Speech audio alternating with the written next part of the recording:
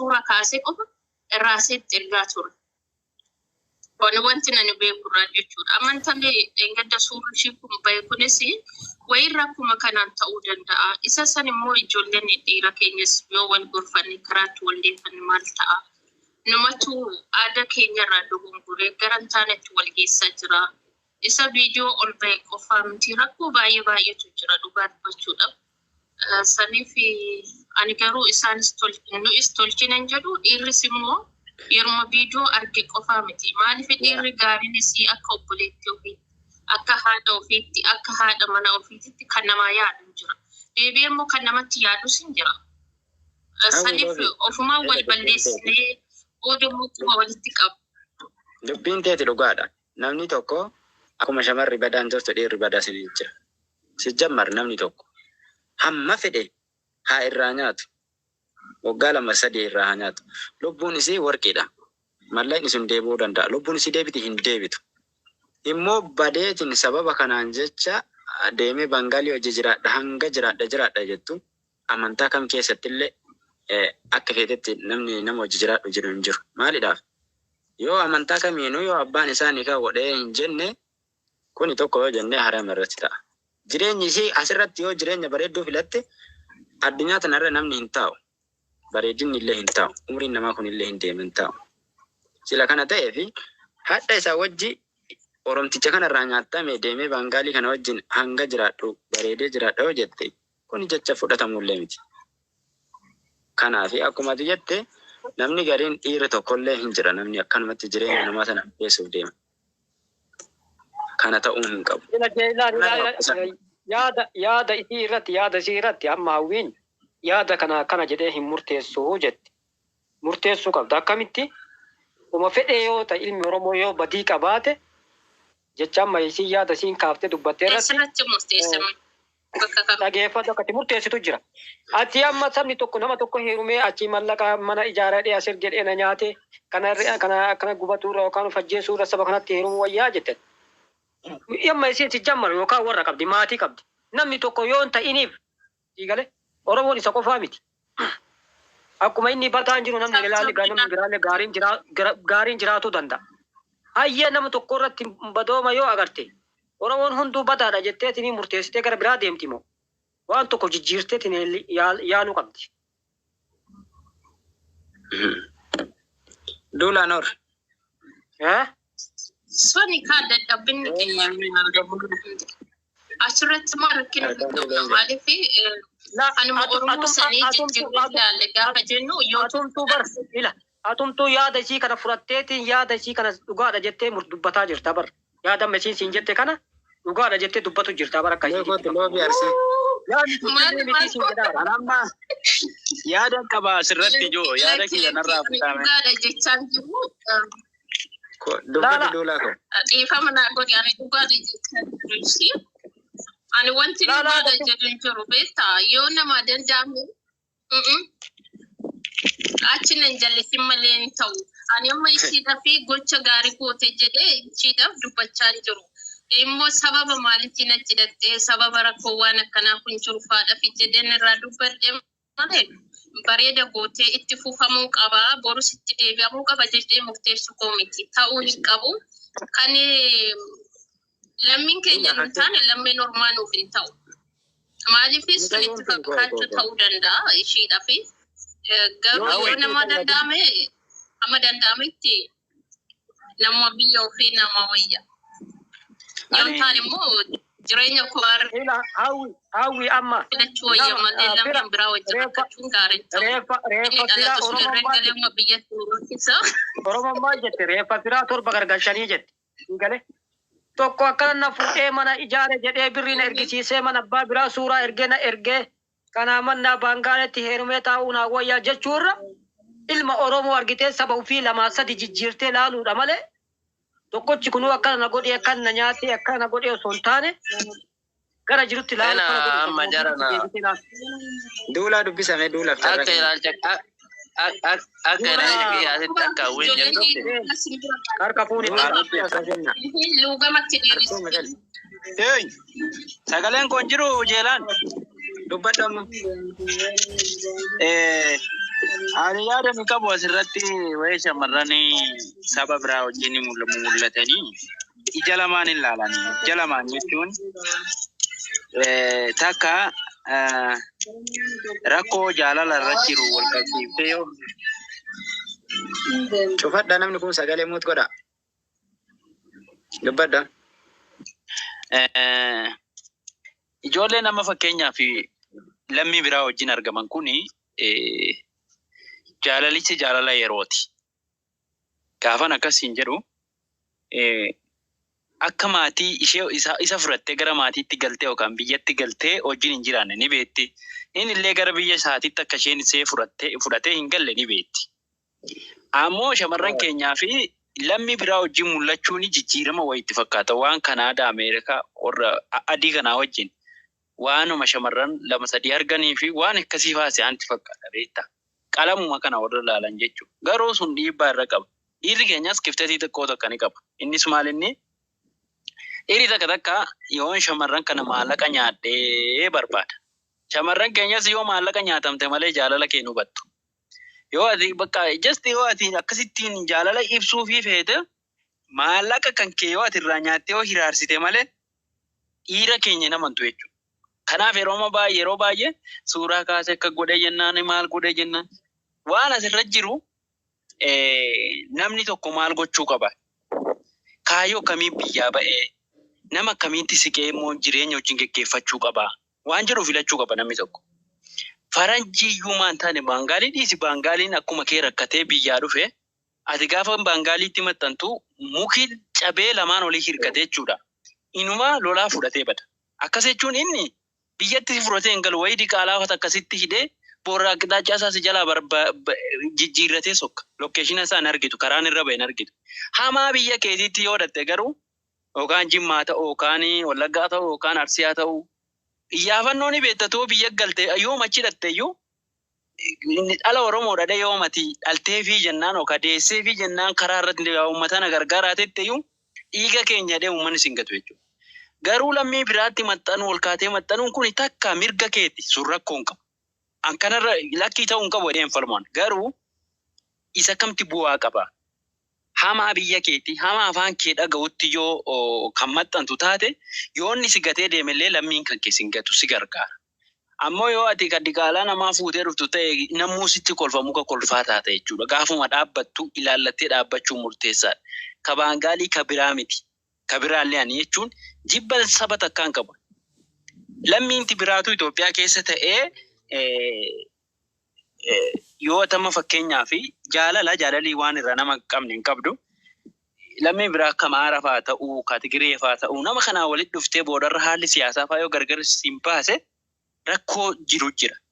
Sanafaa namni jechuudha adda baasee hubatee namuma hamaa ta'is saba isaa gorfatee namni dhiirri hamaa tokko yoo ati waa itti dubbattu taate aadaaf safuu jira waan ta'eef hagas mara gaarii warra kaanirra ni jira jedhee yaadan hamaan Oromoo dhala Oromoo tokko jechuudha. Kana jechuun uni malee nama biraan jaalatina jechuu koo miti. Kan isin faayidaa isinii qabu lammii saba keessaniiti. Yoo lallabdee ka dhageeffattu kanatti dhageeffachiiftu yookaan kaati dhagaattu saba keetii. Sabi keessii miidhama hagam hamaa yoo ta'e isa sana adda baafattee ati itti heerumuu qabda. Baay'inni shamarran keenya baay'inaanii waan gizaawii fakkeenyaa fi gizaawii barbaadan na fakkaatana. Lammii biraa jaalachuun asitti galtee moo yookaan amma fakkeenyaa ka biyyaafaa jaalallee qabdu ta'uu mala namni asitti akkas jedhu jechuudha. Yookaan lammii biyyatti fa'aa jiilanii kan dhufaniti dhiirri tokko yoo miidhe dhiirri hundaa'uu akkasumatti fakkaata waan ta'eef kanatti maxxanu garuu miidhaa qabaa isiniin jedha nan dheeressina fakkaata dhiifama. Dhugaa keetiin soora dubbadha. Noor. Assalamualaikum warahmatullahi wabarakatuh. Waalaikumsalam warahmatullahi wabarakatuh. Ani reefin dhufaa waan irraa dubbachaa turtanillee xiqqoo waa'ee Baangaalii fi waa'ee shamaraa dhumarraa natti fakkaata.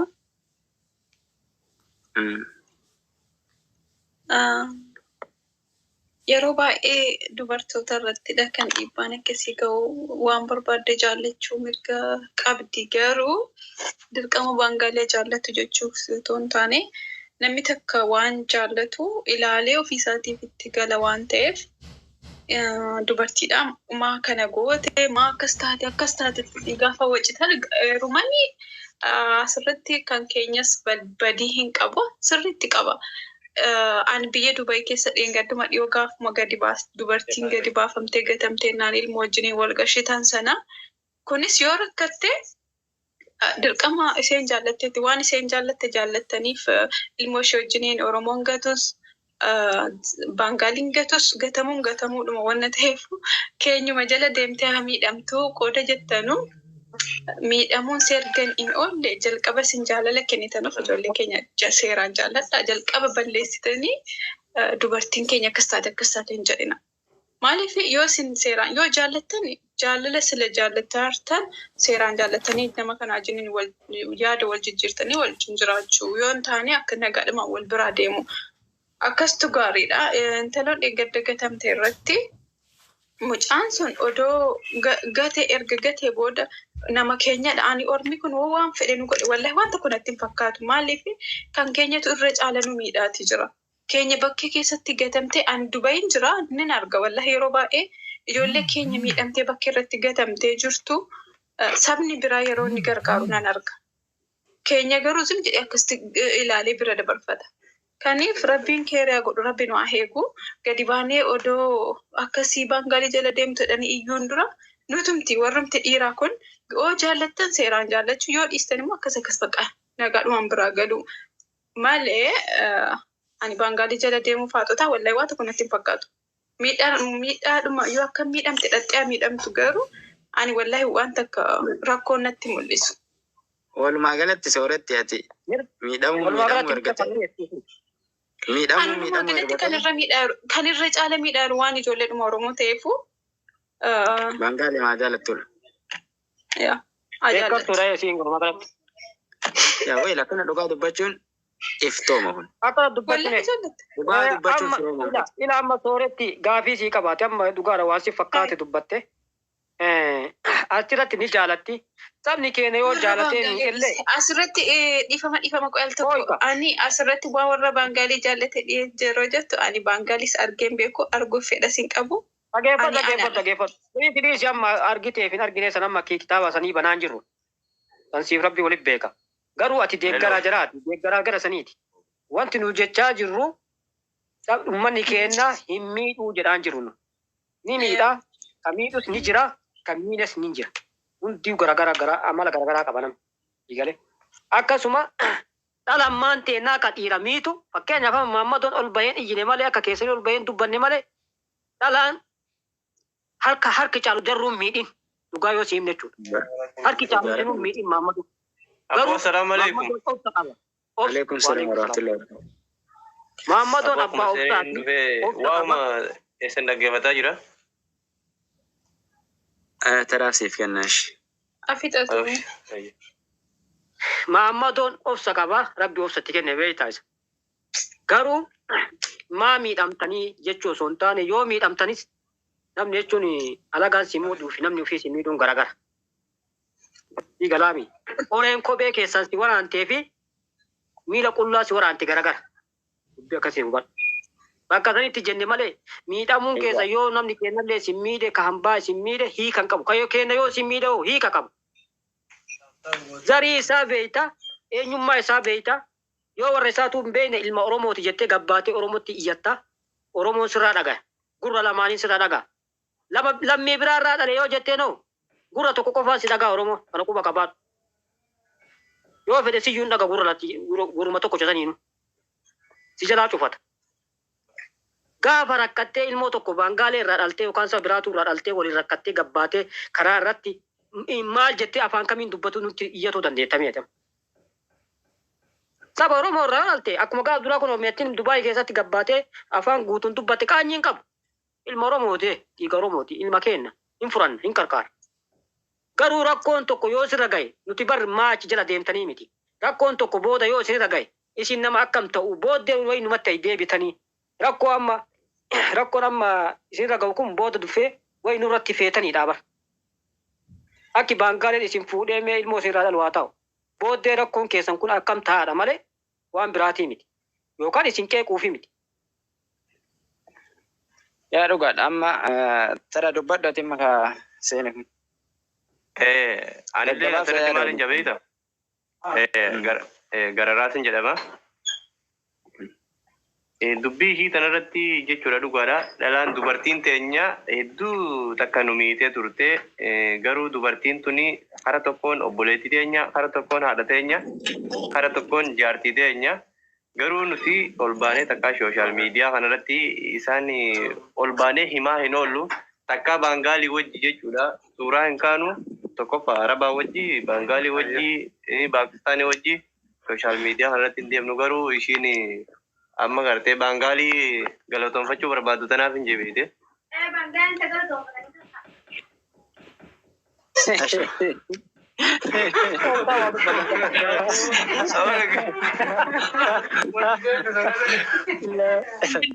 Suuraa duuka ka'u barbaaddee silaakees. Asirratti Garuu hojjechaa jirtu suuraa ka'uu dhabdan maali jechuudha. Keer. Namni kun inuma dubbataniiru.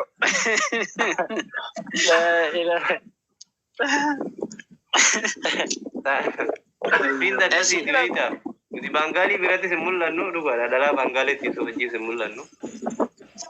Isaan kun Oromoodha. Garuu odoo Oromoo nu ajjeeftee akka feete godhanillee hara dhiiga Oromooti dhiiga keenya. Nama argan biratti akkanatti zannaxuun hin ta'u jechuu fayyaa beektaa?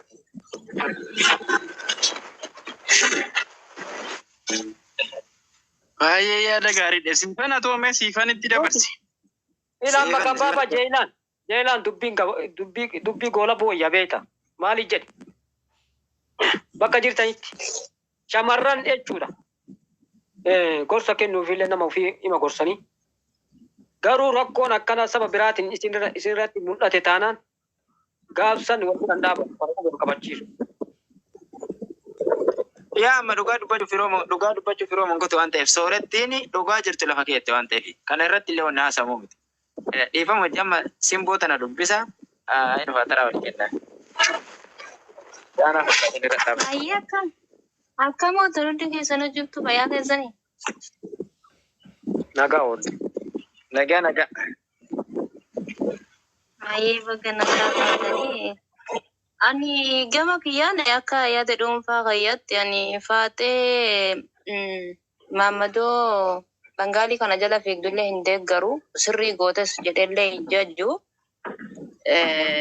Maaliif bakka maaluma yoo ta'e akkamoo ta'e keenyuma kana yoo gorsamii hin deebi'a ta'e deeffachuu wayyaa wal miinullee ofumas wal miidhuu wayya malee akkuma isinuu jettanii amma ilma Oromoo tokko yoo waan tokko godhee ishee gatee himachuuf illee amma kana miti ittiin ulfaatu beektee baazoo yaaduma ulfaatu iyyuu aga Bangaaliitu akkasina godhee mucaan irraa dhalchee nagate jetturra ilma Oromoo tokko akkasina godhee nagate jettee dubbatte illee beektee achitti illee garaagarummaa guddaa qaba jechuudhaan. Ani gama kiyyaanii faatee Bangaalii jala fiiddu tana yookaan immoo Bangaalii naa wayyamaa jettu tana hin deeggaru dhugaa sitti maanii du'een bada malee yoo dhiirri Oromoo hafe dhaabattee nafa malee ani Bangaalii never yoo filadhu jalallee hin kaadhu akka gama kiyyaatti. Immoo yeroo tokkos immoo no ani akka isaan jala kaataniif hin deeggaru garuu warroota beektee amma ani jalqaba ilmi dhiiraa tokko awwal abbaana dhalchee achirraan obboleessa jenna ladhee achirraan abbaa manaa kiyya gara fuulduraatti faana jiraadudha beektee. Haa ta'uyyuu malee balleessanis isaan kana birallee hin jira beektee dhalaan takka gaafa dhiirri keenya kun yookaan maallaqa irraa nyaatee bakka irratti shiigatee waan gootu yoo dhabdu gara sanatti illee hidhamtu na fakkaata akka yaada kiyyaatti kin ana yoo ta'e isa sana hin filadhu sii galee Bangaalitti hidhamuu hin filadhu never. Na badiin tokko irra jireessa garuu dhiirotuma keenya irraa ka'a. Yeroo ammaa kana dhalaan bu'aa jirtu dhalaan baay'ee dhiira himataa jirtu akkasina godhee birriin irraa nyaatee mucaa wajjin nagatee akkas jettee dubbattu dhalaa mateenya dhalaa Oromootiin dhalaa biraan agartan Itoophiyaa keessa dhalaa Habashaa kana warra qomcee kana argitan Dabuubillee argitanii ijoolluma keenya bu'arra jireessan kanan argaa jiru jechuudha. Garuu dhibba keessa parsantii 75 ol kan ta'u dhalaa keenya bu'a. Irri garuu biyaansi baay'atee sinifan baay'isaa parsantii dhibba keessa 25dha kan yeroo mara shaamarran jaalala shaamarraniitiin miidhame jedhee himatuun.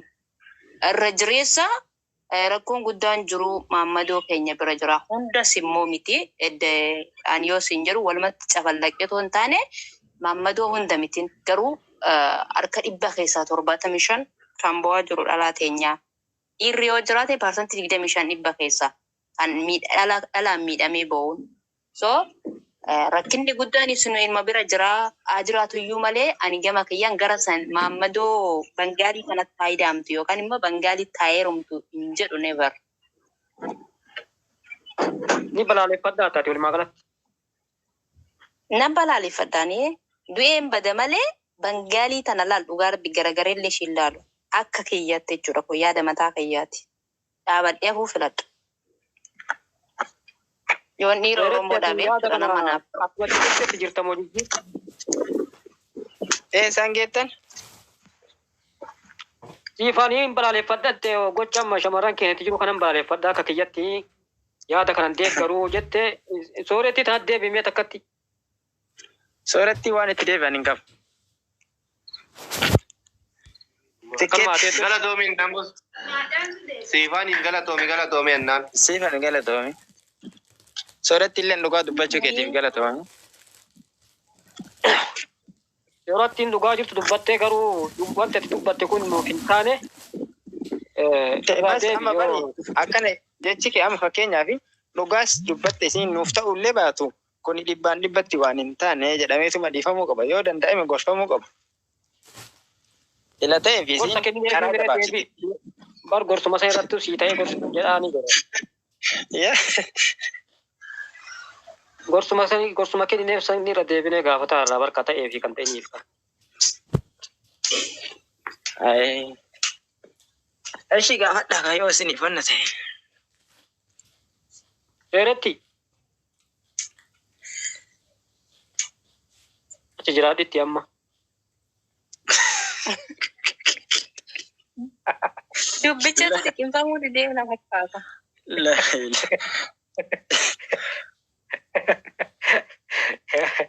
Lula. Sooretti bishaan irra dhugi yoo kasii buutite dubbiin na iso.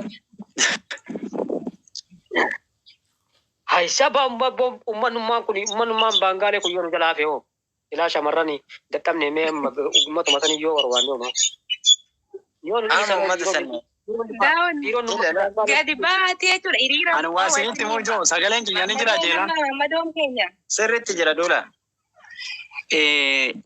Sabni biraa sinuma Bangaalii jala ni kaata garuu kan keenyatti qarrazee moof gaddiisa malee namni hedduun Tigiree isaa taatu Amaara isaa taatu icciitii ishee ni qabatti malee hundinuu Bangaalii jala ni kaati.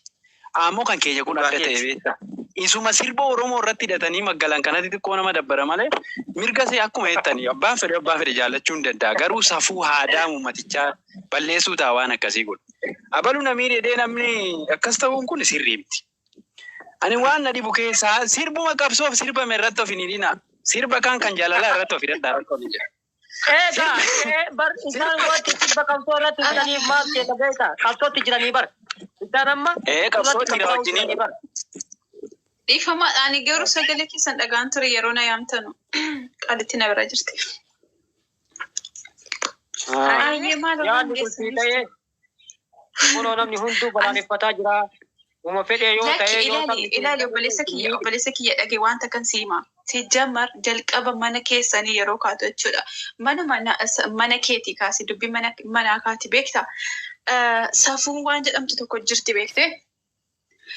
Ani akka naannoo kiyyaatti ooyin akka itti guddadhetti safuudha nama bakka nama hin beeknetti ol jettee ija isaa keessa ilaaluun iyyuu safuudha si galee garuu hadha miidiyaa kanatti baanee waan fedhe wajjiniin haasaa jirra kolfaa irra haasaa jirra. Kun jechuun ani safuu kiyya dagadhe jechuu miti. Ani akka sanatti haasee ijoolleen keenya Bangaalii jala deemuun sirriidha hin jenne sirriidha jechuu kiyyas miti. Garuu yerootti ilaaltu teessee ani wallahi ilaalee irra caala ijoollee Oromoo caala garuu Agai waan si imu ani adeemanuu fedha jiraati kan jedhee fi miidhaa jira baay'ateef si galee Oromoo jalatti miidhamaniiru miidhamaatis jiru. Soore atammas eenyu simida soore amma kotuna torna eenyu simida torna miidhamuudhuma dhaqanii atamma miidhamteerta atamma miidhamteerta seerumaan dhiira Oromoo tokko jaallatte yeroo inni siidha walirraa kaaftee yeroo naasofte wajjin jaalaluma sirrii agarsiiftee naan dhiirri Oromoo simida takka hin jiru dhuga isuma galatan qabdan ani akka kiyyatti ani akka shamarran Oromoo galatan qabdan dogoggoriin achirratti duulaan dogoggorin ati obbeetta malee nama biraa hin beektu waan ta'eef hin dogoggorin akka naannoo Oromoo akka kiyyatti hin jiraadha malee ani akka edola akkas ta'e jedhee akka sanan ta'u si galee ani mataa kiyya malee mataa namaa eeguu hin danda'u saniif hundinuu akka guddateetti jiraata. Jeelaan amma sooretti irraa jila sooretti irraa wanti nu barbaannu gochi kun gocha sirriiti moo gocha sirriitii mitiidha kan nu barbaannu. Jalqabuma isaa sirrii miti kun sirrii miti sirrii ta'uu sirrii miti dubartiin ilaali maa Oromoo jaallatti maa dhiiste sana jaallatti annatti hin tolle hojiin jaraa kunnatti hin tolle ani wanni na aarse maali beektu miidhama jaraatti bas waa'ee miidhama dubbataan jiru baangaalee jala deemuun kun sirrii moo sirrii mitii kanarra wal gaafataa irraa bara. Jaalala qamaan godhire. Ari jaalalli kan irra na qabde dhukkee akkasiin jedhin. Sooretti ati jaalatta moo jaalattu jara san? Ani jaaladhu wallahi hin jaaladhu ani mukaan jara sana miti ijoollee Amaarayyuu hin jaaladhu. Sooretti hin kakatin hin kakatin. Amma illee koi